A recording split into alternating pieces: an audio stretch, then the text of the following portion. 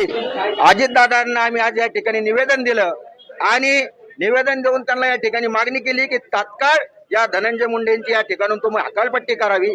जो खंडणीखोर जो वाल्मिक कराड आहे याच्यावरती 302 चा गुन्हा या ठिकाणी दाखल करावा, जेणेकरून आज महाराष्ट्रात आपण बघत असाल या महाराष्ट्रामध्ये जाणून बुजून काही जण मराठा आणि ओबीसी वाद लावण्याचा पण या ठिकाणी प्रयत्न करत आहेत।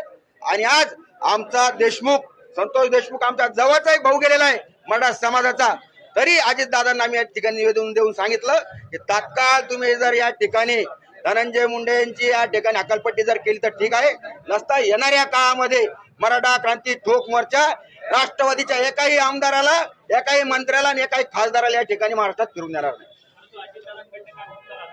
अजितदादांनी या ठिकाणी सांगितलं, कालच मी या राज्याचे मुख्यमंत्री आणि गृहमंत्री देवेंद्र फडणवीस साहेब यांची या ठिकाणी भेट घेतली आणि त्यांच्यासोबत या ठिकाणी चर्चा केलेली आहे। पण आता नेमकी काय चर्चा केली हे फक्त अजितदादांना आणि देवेंद्र फडणवीस साहेबांना या ठिकाणी माहिती आहे। पण मराठा क्रांती ठोक मोर्चाची या ठिकाणी मागणी आहे, जो खंडणीखोर जो वाल्मिक कराड आहे याच्यावर 302 चा या ठिकाणी गुन्हा दाखल करावा आणि तात्काळ धनंजय मुंडे साहेबांची या ठिकाणी हकालपट्टी करावी, ही मराठा क्रांती ठोक मोर्चाची मागणी आहे। धन्यवाद।